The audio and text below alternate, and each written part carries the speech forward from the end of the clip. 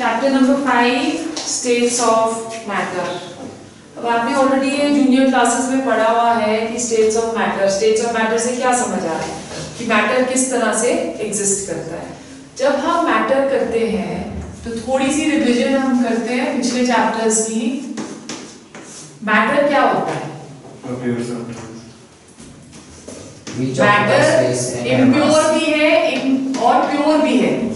Anything that has weight and occupies space.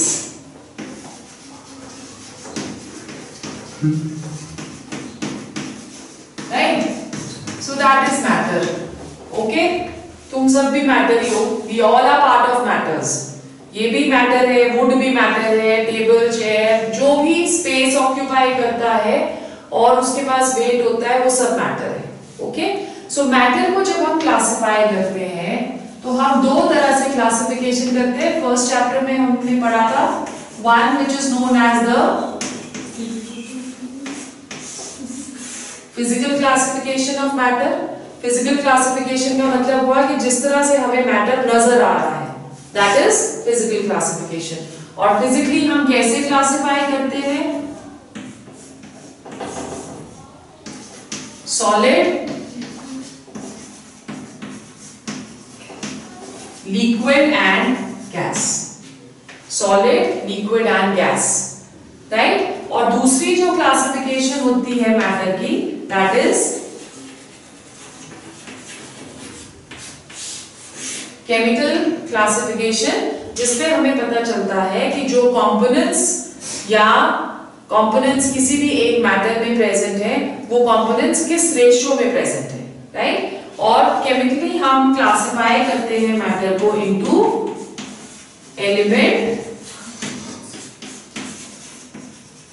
Compounds and mixtures. So in this chapter हमको सिर्फ क्या करना है, हमें सिर्फ फिजिकल क्लासिफिकेशन ऑफ मैटर करनी है.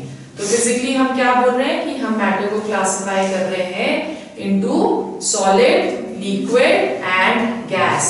अब जूनियर क्लासेस में आपने पढ़ा है कि जो सॉलिड्स होते हैं उसमें molecules are very closely arranged. Molecules are very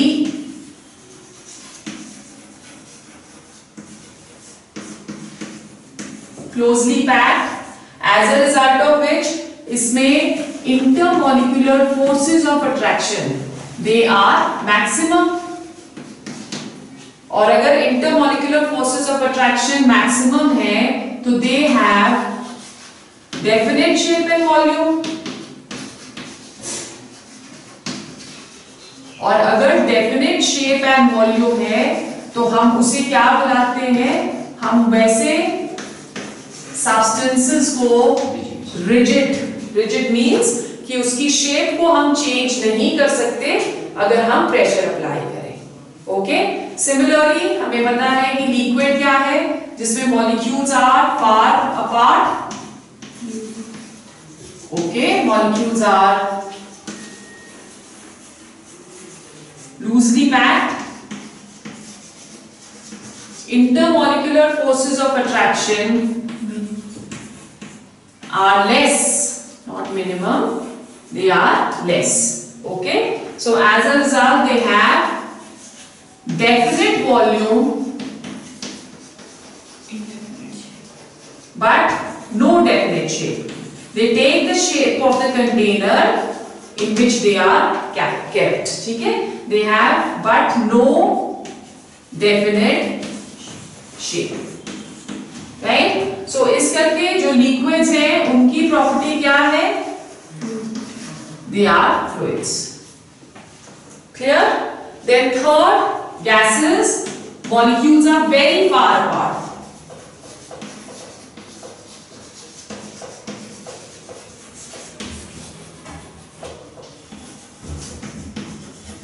Molecules are very far apart. Intermolecular forces of attraction are negligible.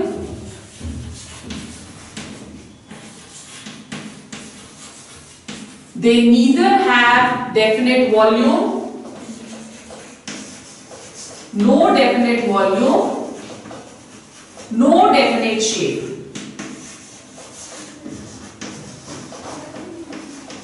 No definite volume, no definite shape. And the gases, they are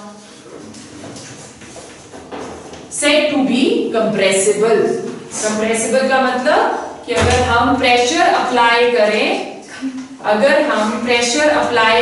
तो क्या होगा? अगर हम pressure apply करें तो क्या होगा? हम गैसेस की वॉल्यूम को कम कर सकते हैं, ठीक है? So that is what compressibility is. ठीक, अब अभी तक हमने जूनियर क्लासेस में यही 3 स्टेट्स ऑफ मैटर पढ़ी है। अभी रिसेंटली 2 स्टेट्स ऑफ मैटर और डिस्कवर की गई है। व्हाट आर दो states? Let's see. So we are saying now instead of 3 states of matter, we have 5 states of matter. The next state of matter, that is plasma. Okay, क्या होता है plasma? Plasma को हम बोलते हैं कि plasma is basically ionized gas. Right? Plasma is basically nothing but it is ionized gas. इसमें हम बोलते हैं कि प्लाज्मा में सुपर एक्साइटेड मॉलिक्यूल्स होते हैं किसी भी गैस के। उनकी उसमें इतनी ज्यादा एनर्जी होती है कि वो मूव करते रहते हैं कंटिन्यूअसली। ओके, सो जो हम यूज कर रहे हैं आजकल, आपने सुना हुआ है नियॉन बल्ब्स, फ्लोरेसेंट साइंस जितने भी यूज करते हैं, उन सब में जो स्टेट ऑफ मैटर है दैट इज प्लाज्मा। ज्यादा अभी हमको इसके बारे में पता नहीं, वी जस्ट नो कि it consists of ionised gas particles which have very high energy.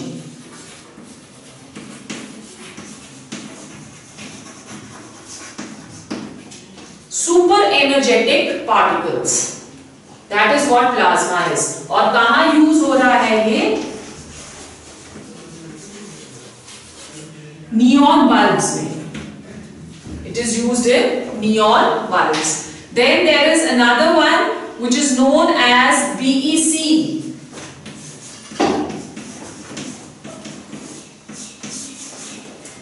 BEC.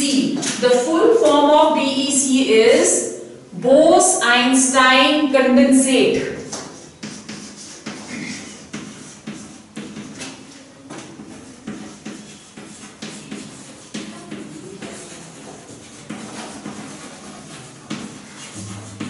Bose-Einstein condensate ये 5th स्टेट ऑफ मैटर है।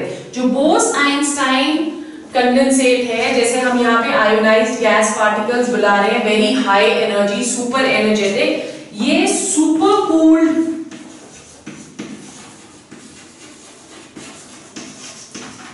सॉलिड्स हैं। मतलब कि जो इनकी एनर्जी होगी that is going to be very very less. ठीक है, इनकी एनर्जी बहुत ही कम होती है और डेंसिटी भी इनकी बहुत कम है। They are super cooled solid in which, लिख लो, they are super cooled solids in which the atoms lose their atoms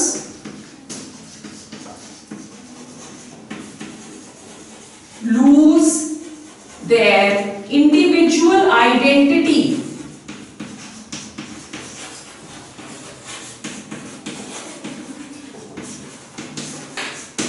Lose their individual identity कि हम उनको इतना ज्यादा कूल कर देते हैं कि एटम्स की इंडिविजुअल आइडेंटिटी भी खत्म हो जाती है। सो दैट इज व्हाई एक वर्ड हम यहाँ पे यूज कर रहे हैं which is known as condensate. Condense कर दिया है सॉलिड्स को बहुत ज्यादा, राइट? पर अभी हम लोग इन दोनों के बारे में बहुत ज्यादा नहीं जानते, तो हम सिर्फ फर्स्ट 3 स्टेट्स ऑफ मैटर जिसके ऊपर पूरी रिसर्च हो चुकी है, इस चैप्टर में ज्यादा हम सॉलिड, लिक्विड और गैस के ऊपर ही कॉन्सेंट्रेट करेंगे। बट अदरवाइज कितने स्टेट्स ऑफ मैटर हमने पढ़े? 5। ठीक है, क्लियर हो गया? Okay, then let's go on to the next topic, intermolecular forces.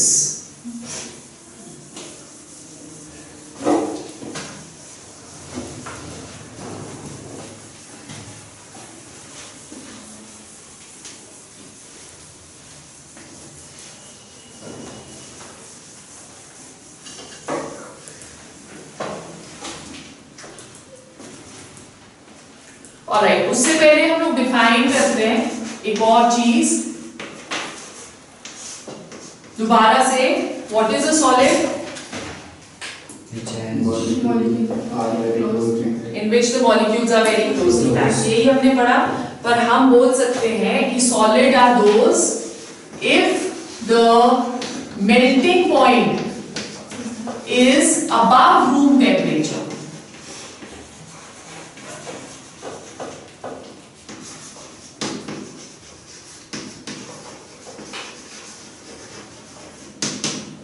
ठीक है. Now if the melting point of any substance is above room temperature, तो वो solid की तरह exist करता है. जैसे सबसे common example ice, right? तो ice का melting point कितना हुआ? 0 डिग्री. 0 डिग्री. और but solid क्या? ice basically क्या है? Water. It is cooled water. ठीक है. रूम टेम्परेचर, तो इसका मतलब आइस जो है वो प्रॉपर सॉलिड नहीं है. ठीक है. वो it has been converted into solid by decreasing the temperature. Okay. अब रूम टेम्परेचर क्या होता है? How much is the room temperature? जब हम कैलकुलेशंस करते हैं तो हम बोलते हैं कि 25 degree Celsius that is the room temperature. तो अगर हम ये चॉक का पीस ले रहे हैं तो this is existing as a solid at room temperature, so that therefore it is a solid. हम लोग भी रूम टेम्परेचर पे एज सॉलिड्स ही एग्जिस्ट कर रहे हैं. So we are also what? Solids. ये वुड, अगर हम फर्नीचर देख रहे हैं तो ये भी एज सॉलिड एग्जिस्ट कर रहा है. So anything which is going to exist as solid at room temperature, या if the melting point is above room temperature, तो कितना होना चाहिए? 25 + 273, 298 केल्विन. राइट. उसी तरह से लिक्विड की डेफिनेशन हम लिख सकते हैं. क्या होगा liquid? If the melting point is below room temperature,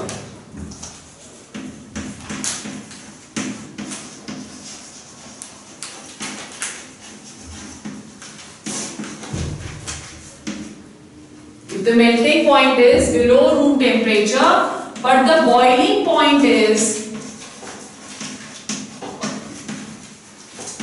above room temperature.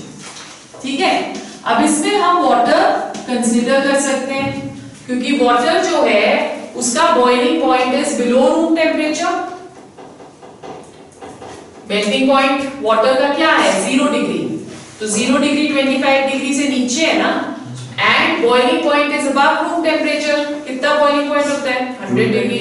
So 100 degree 25 degree से ऊपर है. ठीक है. So therefore water exists as a liquid. Then on the same basis how do we define a gas? Gas is anything if it's boiling point is below room temperature. Boiling point is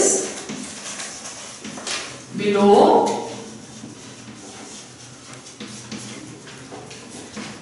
room temperature. Right. So कोई भी gas, oxygen ले ले, nitrogen ले ले, कोई भी ले ले, उसका बॉइलिंग पॉइंट रूम टेम्परेचर से कम होना चाहिए, तब वो गैस की तरह एग्जिस्ट करती है. क्लियर हो गया? अब आपने जूनियर क्लासेस में पढ़ा है कि हम सॉलिड का अगर टेम्परेचर इंक्रीज करें तो वो लिक्विड में कन्वर्ट हो जाता है. और अगर हम लिक्विड का टेम्परेचर इंक्रीज करें तो गैसेस में कन्वर्ट हो जाती है.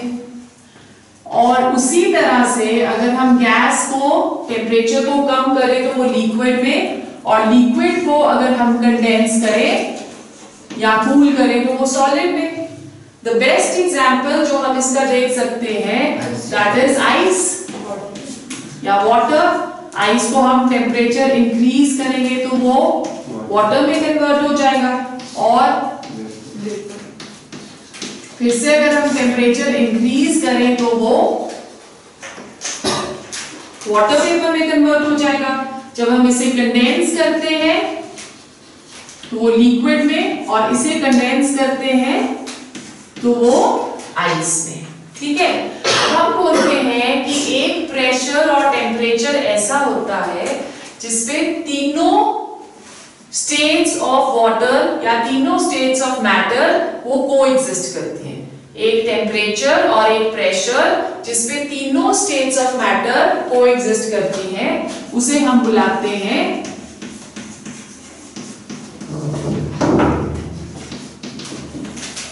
Triple point,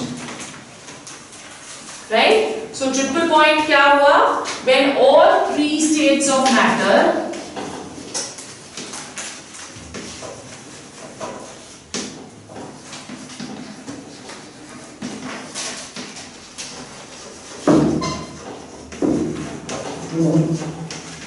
all three states of matter coexist। हर एक सॉलिड का या हर एक सब्सटेंस का ट्रिपल पॉइंट अलग होता है। अगर हम वाटर को कंसिडर करें तो इसका ट्रिपल पॉइंट एग्जिस्ट करता है at 0.01 degree Celsius and 4.8 mm pressure. Okay, तो अगर हम वाटर को 0.01 डिग्री सेल्सियस और 4.8 mm प्रेशर पे लेके जाएंगे तो आइस, वाटर और वाटर वेपर तीनों कोएग्जिस्ट करेंगे और इसको हम क्या बुलाते हैं? Triple point. ओके, अब हर एक में हम लोग एक चीज बड़ी कॉमन सी पढ़ रहे हैं, दैट इज जब हमने सॉलिड्स में पढ़ा तो हमने एक वर्ड पढ़ा intermolecular forces of attraction, right. फिर जब हम लिक्विड्स पढ़ रहे हैं तो हम फिर से पढ़ रहे हैं intermolecular forces of attraction, right. और फिर हमने गैसेस पढ़ा, फिर एक कॉमन वर्ड हम पढ़ रहे हैं इंटरमॉलिक्यूलर फोर्सेस ऑफ अट्रैक्शन। तो इससे क्या पता चलता है कि मॉलिक्यूल्स के बीच में फोर्सेस ऑफ अट्रैक्शन है और वो अट्रैक्शन कितनी ज्यादा है उसके बेसिस पे एक किसी भी मैटर की स्टेट को हम रिकॉग्नाइज करते हैं। ओके, सो लेट्स अंडरस्टैंड कि कितने type of forces of attraction present होते हैं मॉलिक्यूल्स के अंदर, right. Okay, so next topic is intermolecular forces.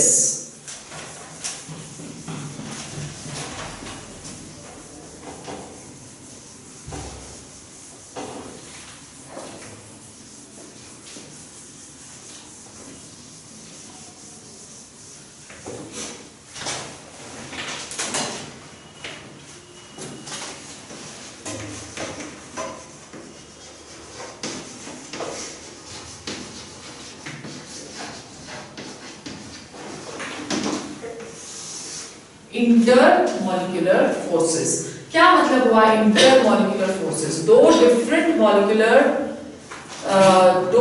Molecules के बीच में जो फोर्सेस ऑफ अट्रैक्शन होते हैं उनको हम इंटरमॉलिक्यूलर फोर्सेस ऑफ अट्रैक्शन बुलाते हैं। सो हमने ऑलरेडी एक इंट्रोडक्शन कर ली सॉलिड्स के अंदर intermolecular forces of attraction maximum और गैसेस के अंदर intermolecular forces of attraction minimum, right. अब ये इंटरमॉलिक्यूलर फोर्सेस ऑफ अट्रैक्शन कितने टाइप के होते हैं?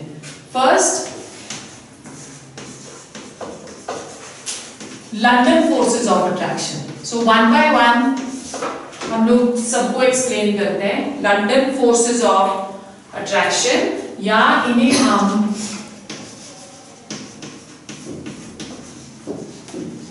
डिस्पर्जन फोर्सेस भी बुलाते हैं। डिस्पर्जन फोर्सेस, ये वाले जो फोर्सेस हैं ये स्पेसिफिकली नॉन पोलर मॉलिक्यूल्स में एग्जिस्ट करते हैं। कौन से होते हैं नॉन पोलर मॉलिक्यूल्स? जिसके ऊपर कोई भी चार्ज नहीं होता, जैसे आयोडीन, हाइड्रोजन, नाइट्रोजन। तो जितने भी होमो एटमिक है जिनके ऊपर कोई भी चार्ज नहीं है, they are said to be non-polar, right? तो कैसे होता है कि जब कोई भी, हमें ये पता है अभी तक कि पॉजिटिव चार्ज जो है वो नेगेटिव चार्ज को अट्रैक्ट करता है और पॉजिटिव चार्ज को रिपेल करता है। Like charges repel each other, opposite charges attract each other, right. इस पे हम बोल रहे हैं कोई भी चार्ज नहीं है। तो अगर इसमें कोई भी चार्ज नहीं है तो एक मॉलिक्यूल दूसरे मॉलिक्यूल को किस तरह से अट्रैक्ट करेगा? क्योंकि जब भी हम कोई सैंपल लेते हैं, किसी भी गैस का सैंपल ले रहे हैं या हम किसी भी सॉलिड का सैंपल ले रहे हैं, तो उसमें एक मॉलिक्यूल तो नहीं हो सकता ना, they are millions and millions of molecules. एक मोल में ही हमने पढ़ा है कि कितने मॉलिक्यूल होते हैं, 6.02 × 10⁻23। तो एक मोल में इतने सारे मॉलिक्यूल्स हैं, तो अगर हम एक सैंपल लें तो उसमें कितने सारे मॉलिक्यूल्स होंगे? अब एक सॉलिड अगर है तो उसके मॉलिक्यूल्स इतनी क्लोजली पैक्ड है, ठीक है ना। अब उन दोनों मॉलिक्यूल्स के बीच में कोई तो फोर्सेस ऑफ अट्रैक्शन होंगे जो उन दोनों को आसपास रख रहे हैं, एक दूसरे के बिल्कुल साथ अट्रैक्ट करके रख रहे हैं। तो इसमें हम बोलते हैं कि dispersal of charge takes place.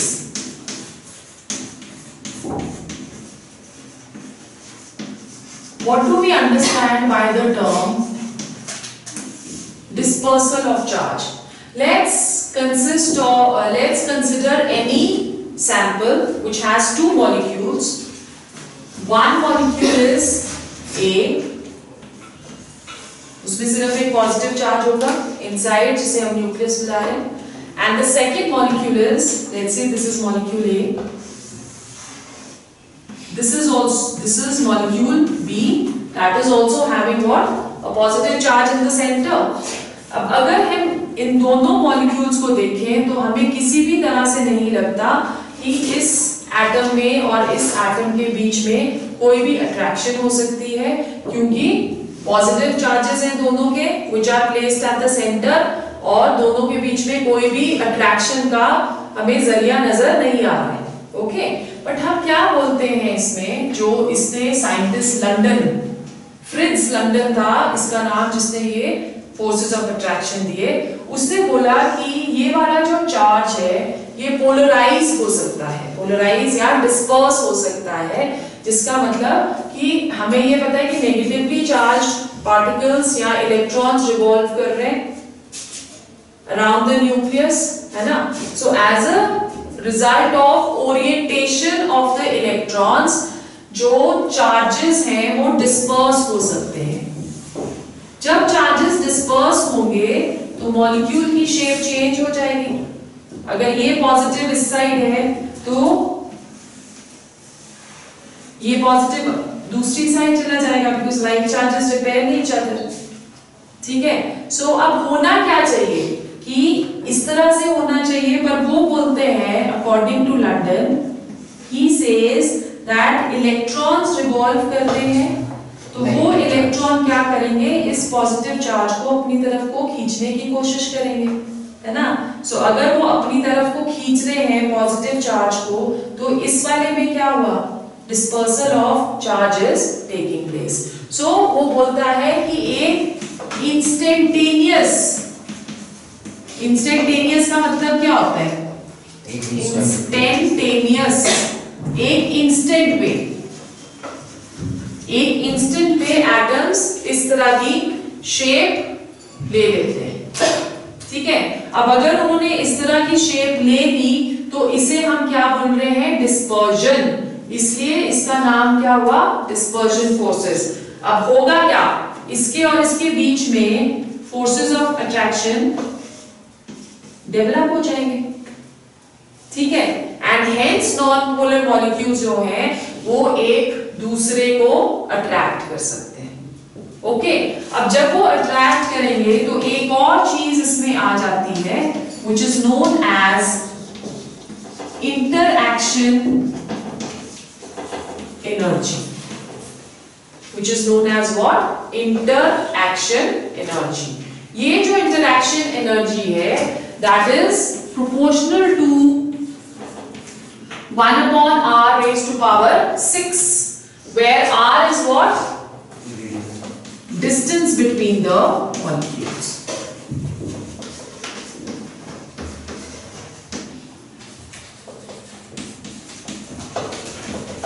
where r that is equal to distance between the molecules, ठीक है, interaction energy। अब ये जो डिस्पर्सल हम बोल रहे हैं, ये डिस्पर्सल किसके ऊपर डिपेंड करता है, dispersion of charges depends upon the following factors. Number one, it will depend upon the size of the atom or size of the molecule. तो larger जो molecules होते हैं उनका cloud ज्यादा diffused होता है.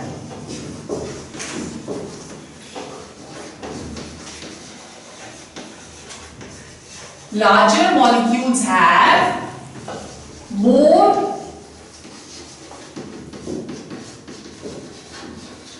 diffused cloud. अगर ज्यादा diffused cloud होगा तो क्या होगा? Forces of attraction भी ज्यादा होंगे. तो जैसे जैसे साइज बढ़ता चला जाता है मॉलिक्यूल्स का या एटम्स का, वैसे वैसे डिस्पर्जन फोर्सेस भी बढ़ते चले जाएंगे. ठीक है. Number 2, it depends upon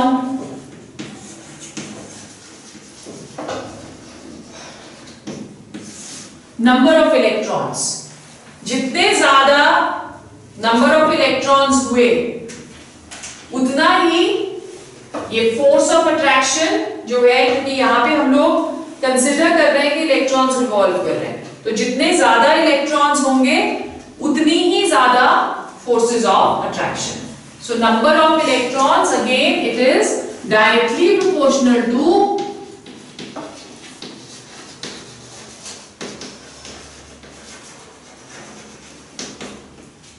forces of attraction. ठीक है. And thirdly, it depends upon the molecular structure. This is very very important. Molecular structure. ये सब हम डिटेल में पढ़ेंगे जब हम ऑर्गेनिक केमिस्ट्री पढ़ेंगे. स्पेशली ये जो लास्ट वाला हम कर रहे हैं, मॉलिक्यूलर स्ट्रक्चर.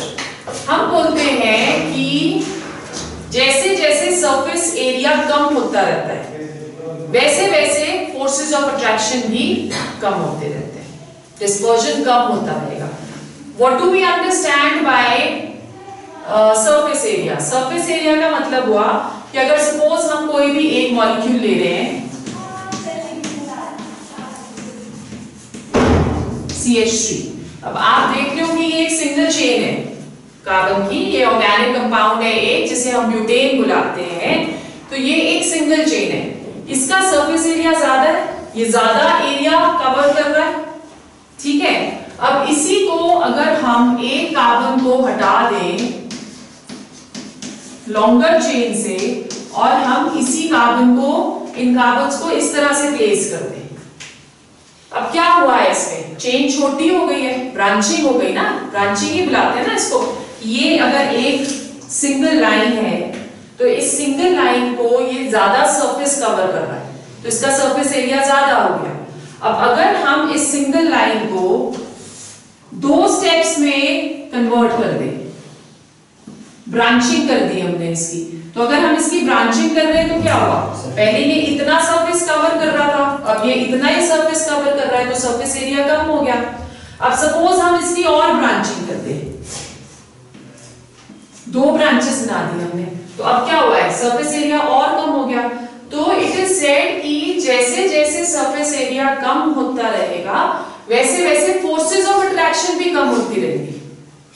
सो हम बोल रहे हैं कि surface area that is directly proportional to forces of attraction. जितना कम surface area उतनी कम forces of attraction. यहाँ पे forces of attraction सबसे ज्यादा होंगे because surface area maximum है, यहाँ पे कम और यहाँ पे उससे भी कम. Right? So इन 3 चीजों के ऊपर dispersion charges जो हैं वो depend करते हैं. जितना बड़ा size उतना ज्यादा forces of attraction, जितने ज्यादा इलेक्ट्रॉन्स उतना ज्यादा फोर्सेस ऑफ अट्रैक्शन, जितना ज्यादा सरफेस एरिया उतने ज्यादा फोर्सेस ऑफ अट्रैक्शन. इसको हम लोग लंडन फोर्सेस को हम एक और नाम भी देते हैं. They are basically weak forces of attraction, they are not very strong forces. तो हम इसे एक और नाम देते हैं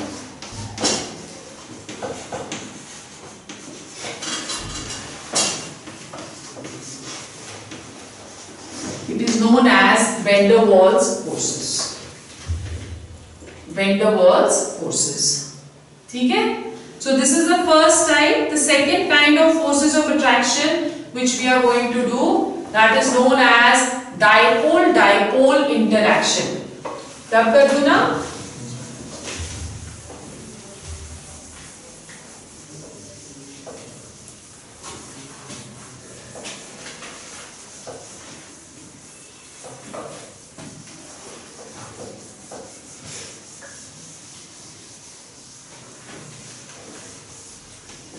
So second type of forces of attraction, they are known as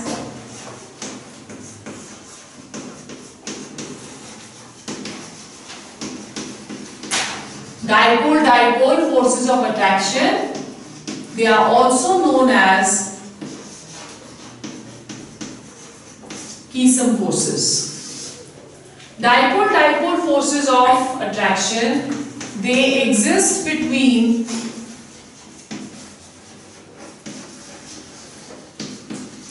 polar molecules. Polar molecules हमने पढ़ा है क्या होते हैं, जो एग्जिस्ट करते हैं between an electronegative and electropositive element. ठीक है. अब जैसे यहाँ पे क्लोरीन जो है दैट इज हाईली इलेक्ट्रोनेगेटिव, तो इसका मतलब क्लोरीन अट्रैक्टेड शेयर्ड पेयर को अपनी तरफ को खींचेगा. इसके ऊपर स्लाइड नेगेटिव चार्ज आ गया, इसके ऊपर स्लाइड पॉजिटिव चार्ज आ गया. अब अगर एक और हाइड्रोजन क्लोराइड का मॉलिक्यूल है तो इसके ऊपर भी सेम, तो ये नेगेटिव चार्ज है, ये पॉजिटिव चार्ज है, तो इन दोनों के बीच में भी एक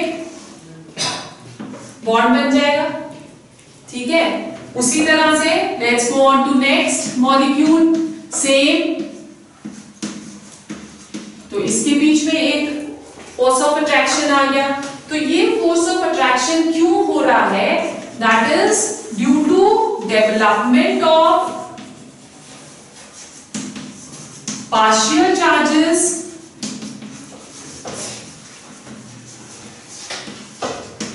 ऑन द एटम्स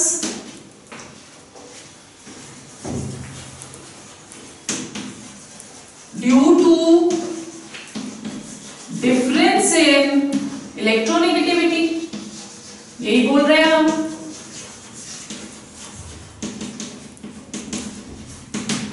राइट. अब ये जो फोर्सेस ऑफ अट्रैक्शन है, क्योंकि ये डिफरेंट चार्जेस के बीच में हो रहे हैं, तो इट इज बट ऑब्वियस कि they are going to be stronger than जो हमने पिछले करे डिस्पर्जन फोर्सेस. सो हम बोलते हैं कि दे आर स्ट्रॉन्गर देन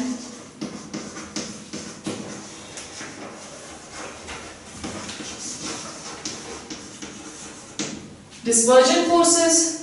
ठीक है. अब जो आयनिक फोर्सेस हमने पिछले चैप्टर में आयनिक बॉन्ड्स करे थे या इलेक्ट्रोस्टैटिक फोर्सेस ऑफ अट्रैक्शन करे थे, वो क्या थे, between two oppositely charged particles. वो उससे ये वीक है क्योंकि उसमें परमानेंट पॉजिटिव और नेगेटिव चार्ज होता है ड्यू टू लॉस और गेन ऑफ इलेक्ट्रॉन्स. इसमें पार्शियल चार्ज है. इसमें क्लोरीन के ऊपर पूरा नेगेटिव चार्ज नहीं आ रहा है, पार्शियल चार्ज आ रहा है, इसलिए ये वीक होंगे. Okay. So we can also put a point कि दे आर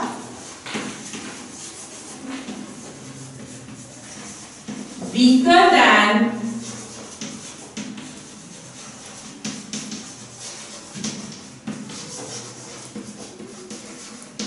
इलेक्ट्रोस्टैटिक फोर्सेस. ठीक है. अब इसमें जो एनर्जी है, क्या बताया था हमने, इंटरैक्शन एनर्जी. इंटरैक्शन एनर्जी दो डिफरेंट पार्टिकल्स के लिए होती है. सो हम बोलते हैं कि इंटरैक्शन एनर्जी फॉर किसके लिए, स्टेशनरी मॉलिक्यूल्स या स्टेशनरी एटम्स. स्टेशनरी मॉलिक्यूल्स किसके होंगे, सॉलिड्स के, क्योंकि सॉलिड्स में मॉलिक्यूल्स मूव नहीं ना करते हैं. तो जो इंटरैक्शन एनर्जी स्टेशनरी मॉलिक्यूल्स की होती है, that is proportional to 1/r³. And for mobile molecules या मूविंग मॉलिक्यूल्स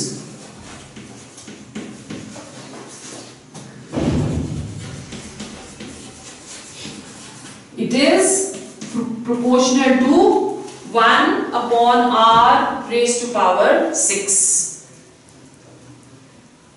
ठीक है, क्लियर हो गया? Dipole dipole interactions dispersion forces से ज्यादा स्ट्रॉन्ग बट इलेक्ट्रोस्टैटिक फोर्सेस से वीक. ठीक है. थर्ड जो है that is dipole induced dipole forces.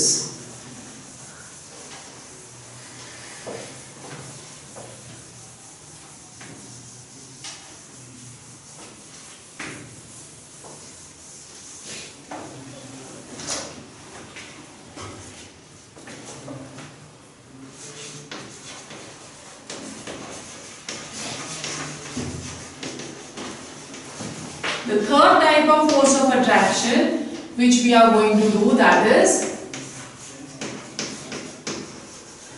dipole induced dipole. Heading से हमें क्या समझ आ रहा है कि एक में डाइपोल मोमेंट है और दूसरे में डाइपोल मोमेंट नहीं है.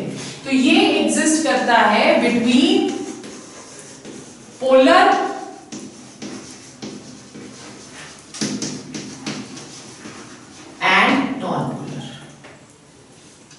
ठीक है, between any polar and another non polar, उसके बीच में ये डाइपोल इंड्यूस्ड डाइपोल एग्जिस्ट करता है.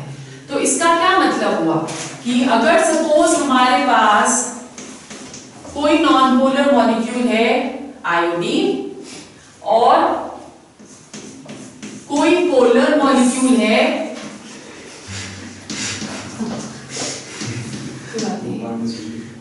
विशाल, I'd like to come because I want to finish this.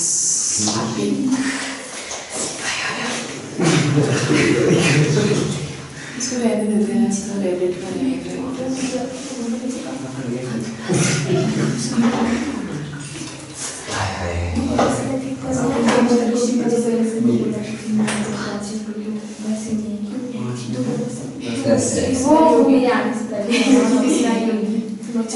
नहीं मैं यहाँ बस आराम से बोलो.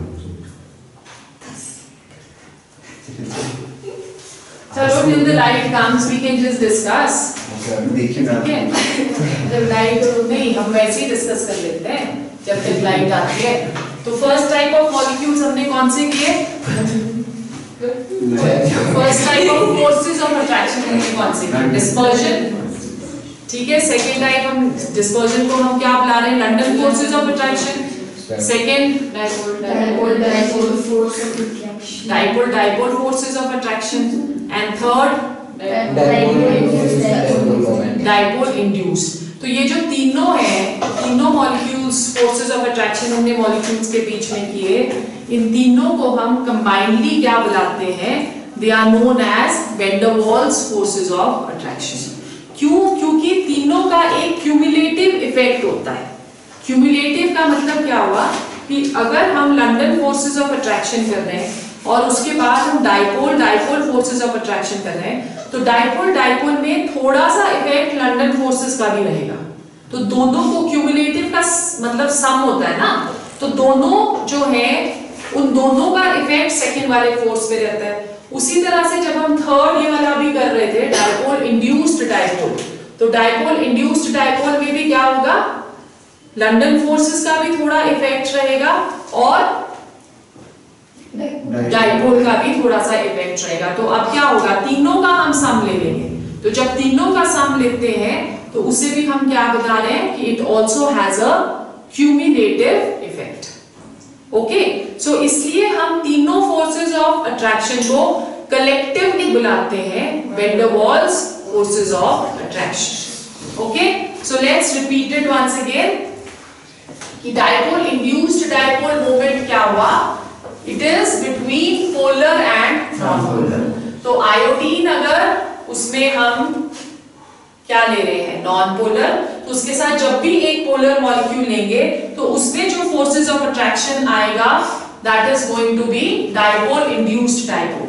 सो लेट्स फिगरेटिवली एक्सप्लेन करते हैं उसे कि हमारे पास एक पोलर मॉलिक्यूल है. इस पोलर मॉलिक्यूल में परमानेंट डाइपोल है Let's say this is slight negative charge, this is slight positive charge. ठीक है, so दो poles आ गए इसमें, this is pole A, this is pole B.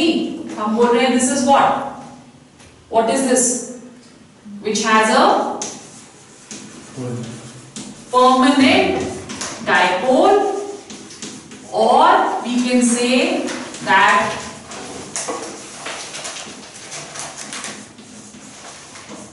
this is a polar molecule. ठीक है, अब क्या होगा कि जब एक नॉन पोलर मॉलिक्यूल है वो इसकी रेंज में आ जाता है, तो ये क्या करेगा, इसके क्लाउड को पोलराइज कर देगा या इसके क्लाउड को डिस्पर्स कर देगा. ठीक है, तो नेक्स्ट हमारे पास अब क्या आ जाएगा, इसकी शेप तो चेंज नहीं होगी, slide negative and slide positive, इसकी शेप चेंज नहीं होगी, पर दूसरे वाले में चार्जेस थोड़े से इंड्यूस हो जाएंगे. As a result of which इसकी जो शेप है, इसके ऊपर स्लाइड नेगेटिव चार्ज इस साइड आ गया, बिकॉज यहाँ पे पॉजिटिव चार्ज है, ये इसके ऊपर जबरदस्ती चार्ज दे रहा है. इंड्यूस का मतलब होता है जबरदस्ती चार्ज देना, तो ये उसके ऊपर जबरदस्ती चार्ज दे रहा है, राइट. इलेक्ट्रॉन्स इस साइड को मूव कर रहे हैं, as a result of which इन दोनों के बीच में एक फोर्स ऑफ अट्रैक्शन डेवलप हो जाता है, जिसे हम डाइपोल इंड्यूस्ड डाइपोल मोमेंट बुलाते हैं. ठीक है, अब इन तीनों को हमने क्या बोला, they are collectively known as what, van der Waals. और इंटरएक्शन एनर्जी इसमें कितनी होगी,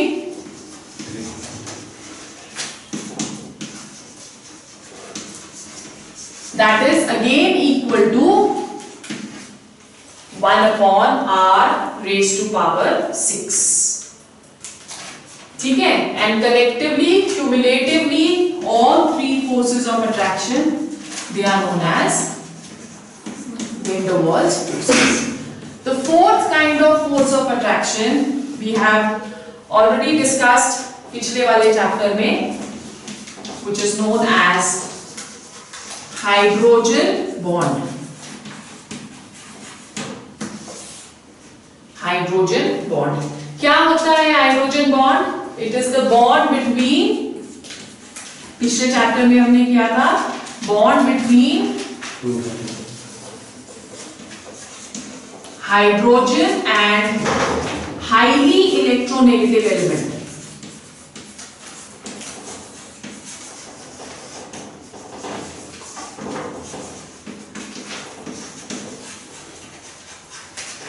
जैसे एक बॉन्ड एग्जिस्ट करता है बिटवीन HF, सेम फ्लोरीन के ऊपर स्लाइड नेगेटिव चार्ज, हाइड्रोजन के ऊपर स्लाइड पॉजिटिव चार्ज. फ्लोरीन सबसे ज्यादा इलेक्ट्रोनेगेटिव एलिमेंट है पीरियोडिक टेबल का. ठीक है, सो ये फ्लोरीन जो है इसकी अट्रैक्शन नेक्स्ट हाइड्रोजन के साथ हो जाएगी, राइट. और उसी तरह से इस फ्लोरीन की नेक्स्ट हाइड्रोजन के साथ हो जाएगी. ठीक है, सो ये जो बॉन्ड्स बन रहे हैं between two different molecules where highly electronegative element and hydrogen दोनों इन्वॉल्व हैं, तो इसे हम क्या बुलाते हैं,